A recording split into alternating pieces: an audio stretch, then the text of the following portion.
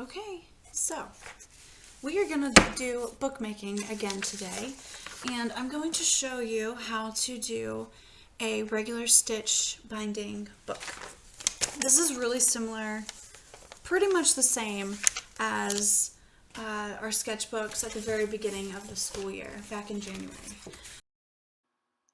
So for this tutorial, you're going to need some sort of cover, you're going to need your papers, and I actually have some decorated paper from my testing that I'm going to cover the cardboard with because it's obviously a box.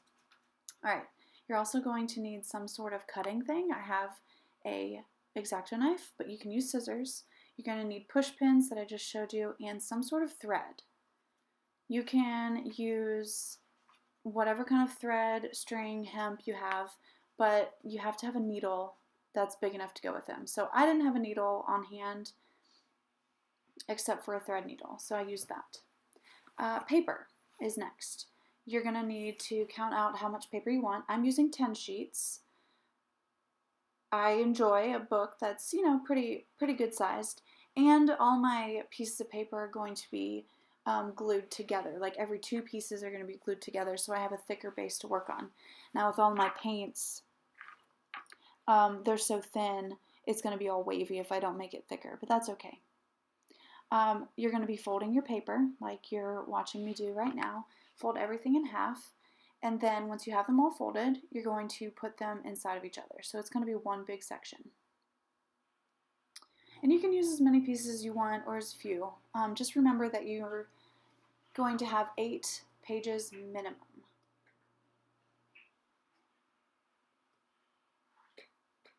Alright, now I'm starting on my cover. So this cracker box that I have is actually folded in half. It's smaller than my paper. For this style, you have to have one full cover for the front and back. It has to be folded just like your paper for it to work. So I folded it in half, and I'm going to have to cut my paper down.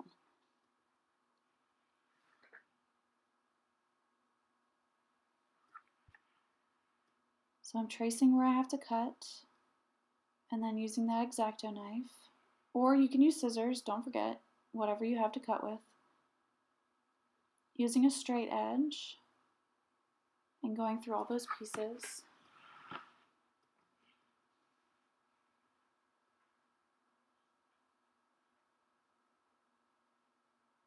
Wow, I'm struggling.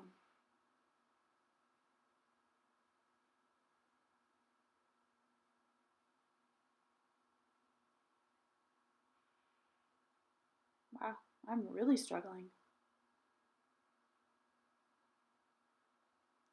Okay, it's cut. And yes, as you can see, the next portion is optional.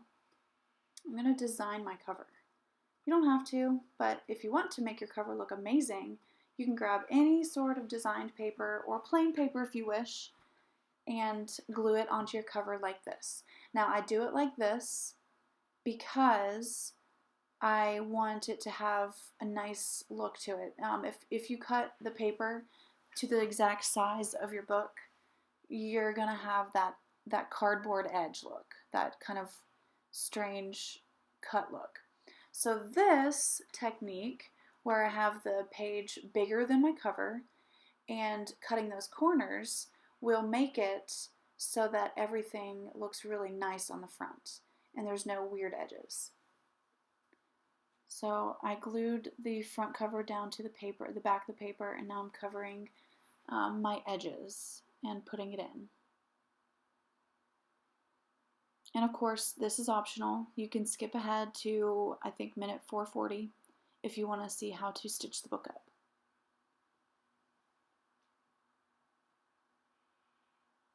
And I'm adding some decoration on the inside because I don't want that gray cardboard look. So I cut down my second piece of paper. This paper I actually tested all my paints on, so this is the test paper. Glued that down, and you can see it through. But once it dried, the cover did not show through.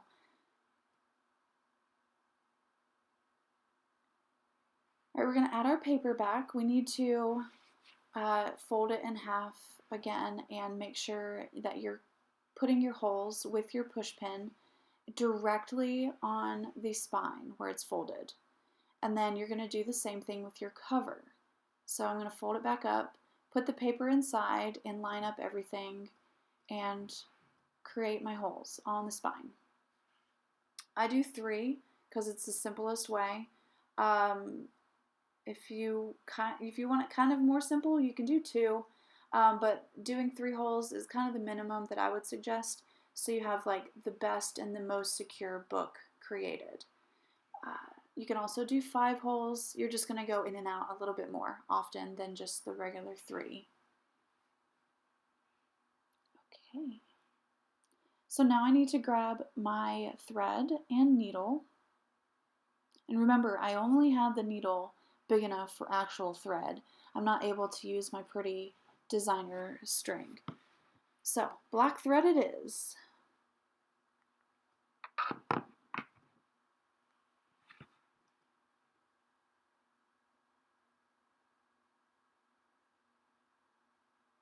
Alright, expertly getting that big old knot in there.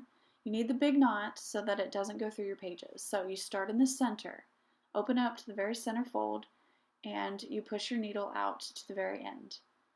And then you go to the next hole available and go back to the inside.